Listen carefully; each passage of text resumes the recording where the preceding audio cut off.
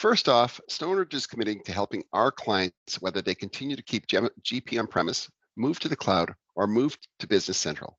We'll support you wherever you are on your GP journey. Next, I'll introduce you to our Stoneridge panel.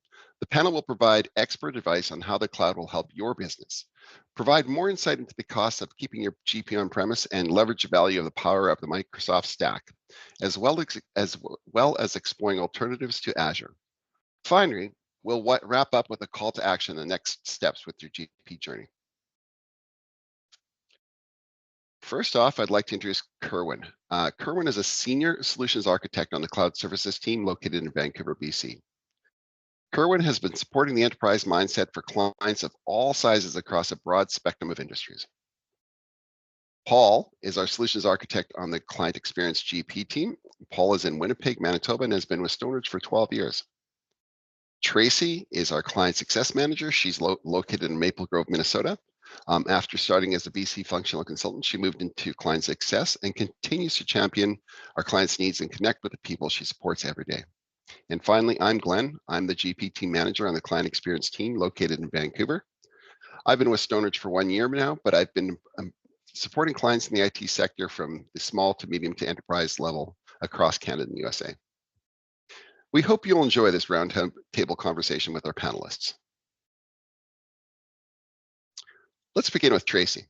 Tracy, as a client service manager, what are some of the concerns you're hearing from our clients around GP, particularly clients who still have GP on premise? Hey, Glenn, thanks. So yeah, there's a lot of concerns that I'm hearing from the on-prem clients. I've listed some here. So aging infrastructure, and then servers that are old and prone to break down. Those are some things that I'm hearing. Sometimes lacking solid backup and disaster recovery plans. Also, I'm hearing clients' frustrations with their company files. They're recognizing, I should say, a need for centralized file storage systems, sharing the files that are stored on those laptops, desktops, external hard drives. And there's no consistent ways to organize, share, and access those files.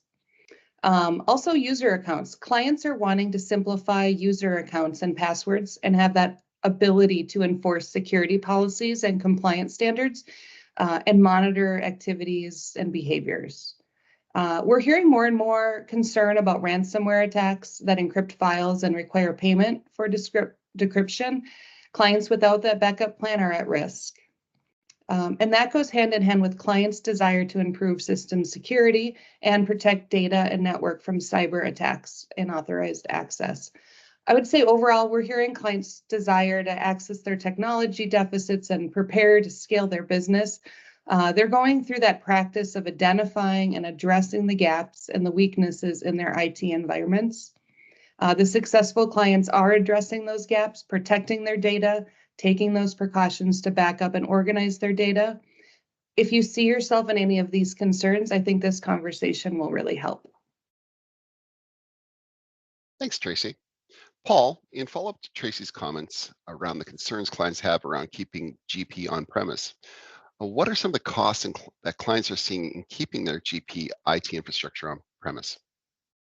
Thanks, Glenn. Yeah, what we're really seeing is that people need to look at your capital expenses, the server hardware costs, licensing costs associated with new servers, operating expenses. So what those are is like IT personnel that are managing your servers, cost to patch those servers monthly, physical security for your servers.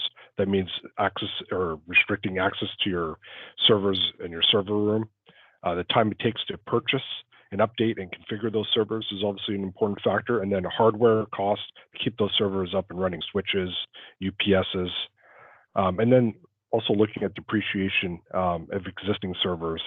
Your server may last 5 years, but obviously your OS is only supported for X number of years. So those are the things you want to factor in.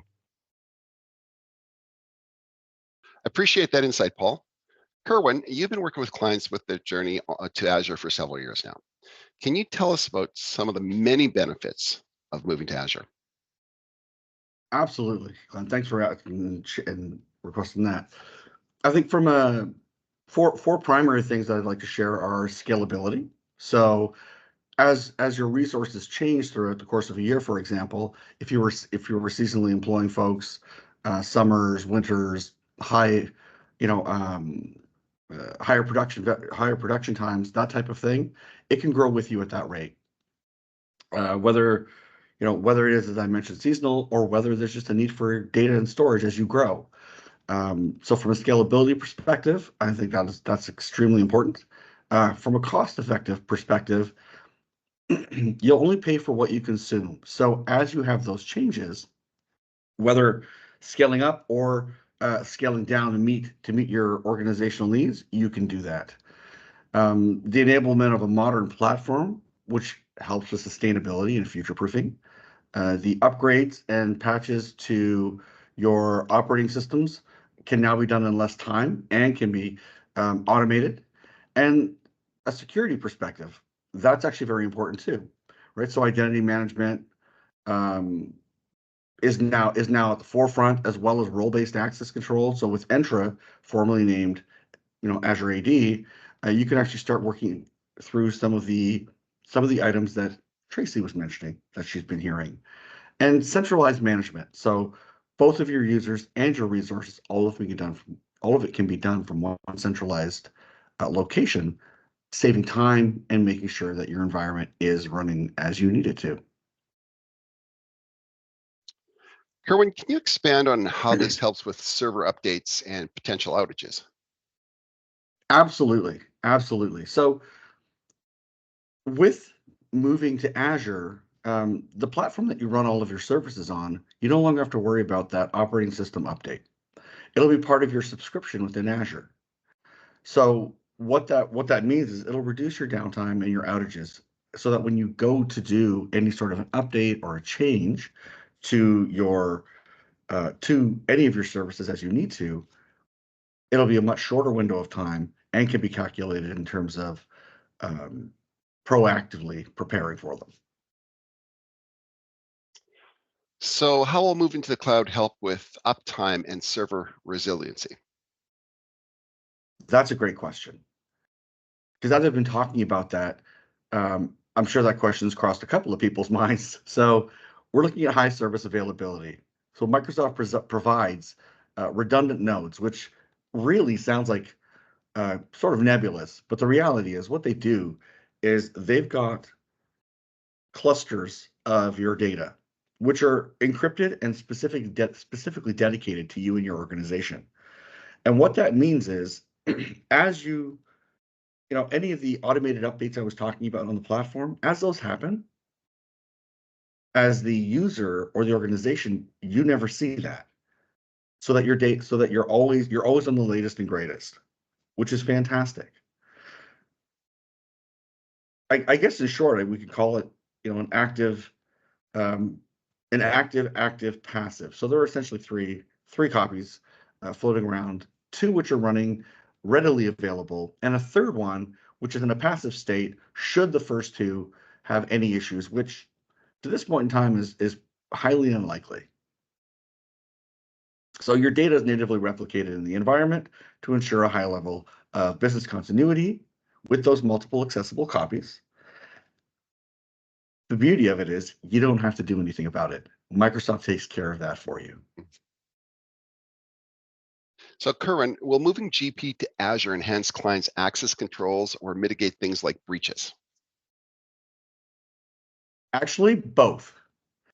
So in moving your GP to Azure, you'll gain enhanced access and compromise controls, right, natively from Azure. So depending on your license in your Entra ID, there are even more security advantages. So enhanced security or control measures, which are all developed and designed to work natively with your users and your access requirements.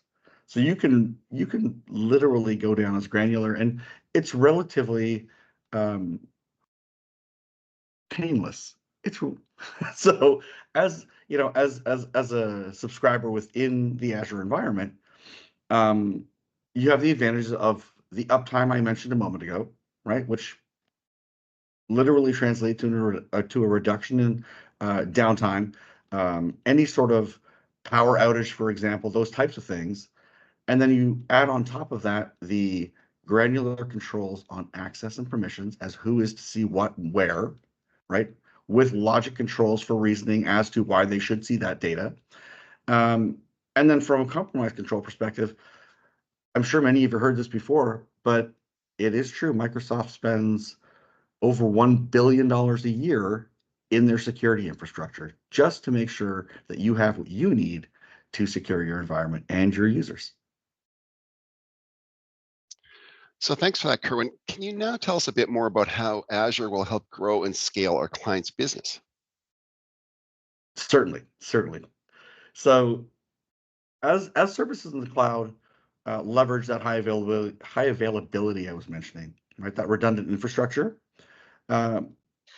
What's really easy, and I'm going to say, I like using the term easy, right? The easy button for subscribers or those in it, is that as your services and your needs grow, the cloud infrastructure is pretty much proactively ready to help you consume what you need. So from a scalability perspective, it's very malleable. If, for example, your core baselines from access and permissions to compliance and security are all in place, which is very important and does require, time to time looking. So I like to use a term, um, instead of set it and forget it, which is sometimes what's happened because of how businesses have been growing and our clients have been growing. I like to look at a term as defining it and then refining it. So something that requires intermittent checking just to make sure that you have what you need. But the long and short is, as you add to your cloud footprint, the new growth, data, services, all of those components will all be aligned with those foundational components of access permissions, your compliance, your security, or your governance, if you will. They'll all be predetermined for your organizational needs by default, with no break in service, no break in functionality, and continuity of user acceptance and access. And are there security areas outside of GP which we should consider as part of a complete or holistic approach? Absolutely. That governance component I was just chatting about is extremely important. So looking at that from the perspective of your organization as a whole versus just your GP environment is really where I'm going with that. So although SQL is usually part of your GP deployment, depending on the installation and our needs case in Azure, you may need to revisit security posture. If data is stored in SharePoint, for example, or an area that is adjacent to but necessary to your GP environment, that's where we need to take a closer look at the security, right? Because that's no longer a part of directly related to the access and permissions of your GP environment. So, for example, if you plan to create reports and you want to use or modernize your reports or change your report outputs, and you want to use some automation through the Power Platform into Power BI, right? And you're using SQL as your source. Well, although SQL may be secured as part of your GP environment, the reality is some of those other components are external to that. And therefore, the governance that that you provide or you put in place for your productivity tools will also need a review or adjusting from time to time. So back to that define and refine mindset as opposed to set and forget mindset. So if I could just add one last piece of that, which is the governance, how your technology is utilized or use cased based on your needs or how your users in your environment are consuming that, based on a combination of industry and organizational best practices, is really how you want to set up both your security and the compliance around your data. Thank you very much, Kerwin. So Paul, Kerwin was mentioning Azure helping clients scale their business. Can you tell us how moving GP to the cloud will allow our clients to scale their GP environment? Thanks, Glenn. Yeah, so we all know that GP still requires a SQL Server to run in an Azure VM, and we still need to upgrade GP as required. Because these machines are virtualized, we can then increase the CPU or the RAM, or temporarily, or to actually allow for upgrades to run faster. You would then only pay for the temporary increase of that machine size for the time that it's been increased. These machines can then be scaled back down to the normal operating process. So this greatly reduces, or can reduce, the time it takes to do GP upgrades. Also, adding other users to Azure Remote Desktop Services is very seamless. If you need increase, you can quickly and effectively and efficiently add more machines to those host pools. Azure Remote Desktop Services can be configured to allow for session sharing. This also reduces costs and allows for proper load balancing and optimization of those Azure resources for the best experience for your end users. Thanks. And we know onboarding of new employees presents many challenges. How does using this SaaS tool allow clients to onboard employees more quickly and securely? Well, one of the SaaS tools would be Microsoft Intune. We can use Intune to quickly provision computers remotely and have them shipped to an employee, for example. That employee would then just have to sign in into those remote desktop services with their M365 account, which then can also be secured with multi-factor authentication, which adds the extra level of security to that experience. The employee or end user would then just have to be added to a specific role within the organization to grant them access to certain applications within Azure Remote Desktop Services, thus needing the need to have all of your apps exposed to all users. We can certainly restrict it to a group or a role-based security posture. Great. And can you tell us more about how moving GP to the cloud helps our clients' organizations improve and optimize the use of the Microsoft stack? So by moving GP to Azure, it becomes a lot easier and more secure to install the data gateway within that same Azure tenant. This allows your organization to make use of Power BI, Power Apps, Power Automate. With the data gateway, we can set up Power BI to auto refresh up to 8 times per day without having the need of that manual intervention of somebody actually updating the data manually.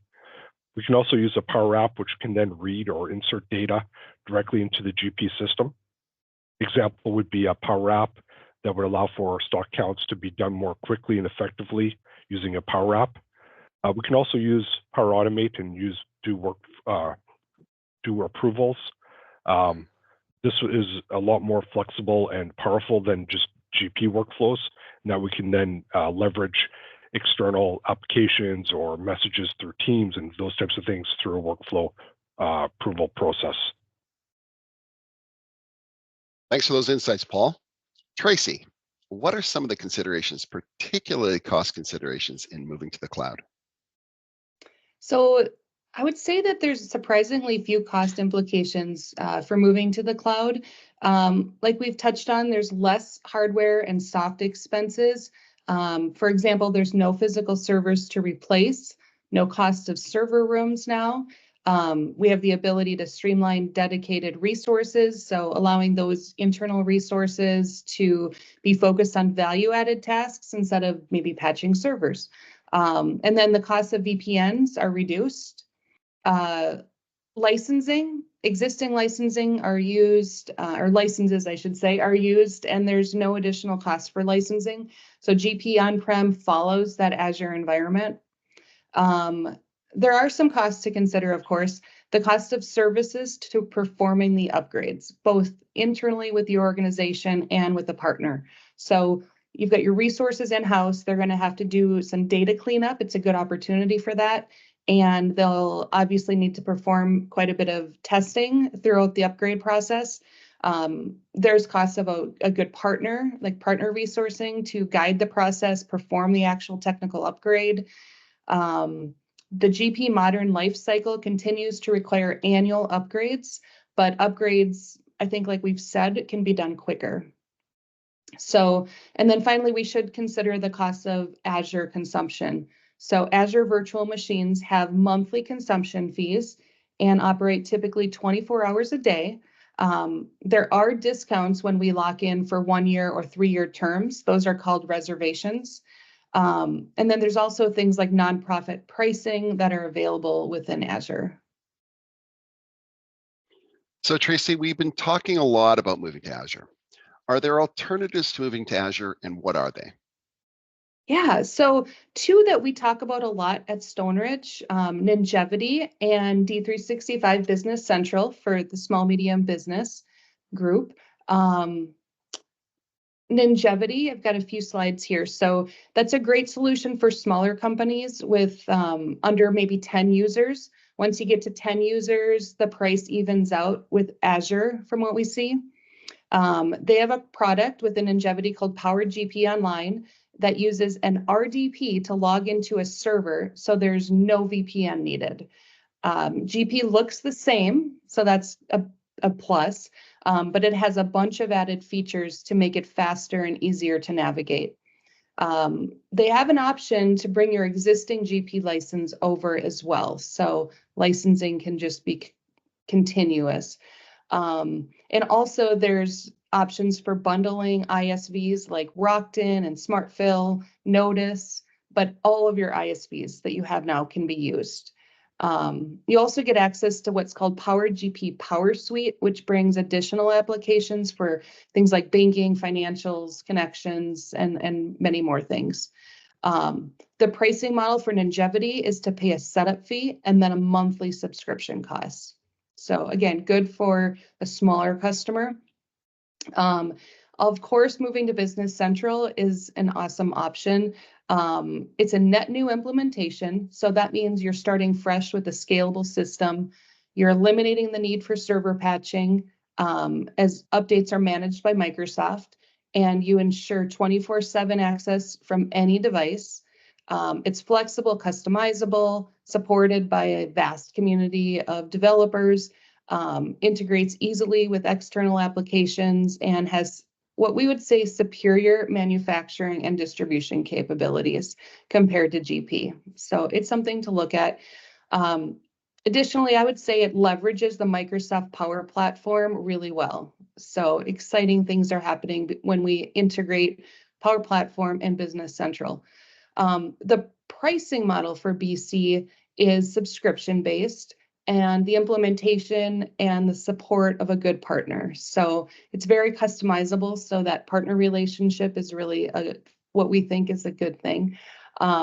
There are promotions like Bridge to Cloud 2, making BC licenses affordable for those first 3 years. Check with your partner to see if you qualify for those. Thank you. So to all 3 panelists, thank you for sharing your knowledge and experience with our audience. Perhaps one last question, and that'll start with Tracy. Can you summarize the next step for our clients who are interested in moving to the cloud, Ningevity or BC? Oh, sure. So I would say get curious, ask questions, talk with your teams about what it's going to take to clean up your data, list out your pain points, view your security plans, create a strategy that works for your business. Kerwin?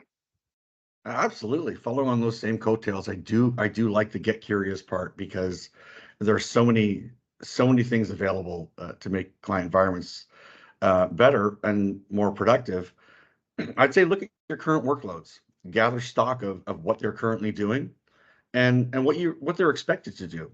So any of your third-party apps or ISVs in your environment, and are there any deltas in how you're using what you have from what you'd like it to be doing? So it follows along with the strategy that Trace is chatting about. Paul. Yeah, Tracy and Kerwin have made some great points here. You've made an incredible investment in your ERP GP system. We're here to help you strategize making the best use of that environment. Right. And I want to state that, one final reminder, Microsoft has a plan to take GP to 2028 and beyond. So we're willing to help you wherever you are in your journey with GP, with the knowledge that we'll be here for a very long time to come.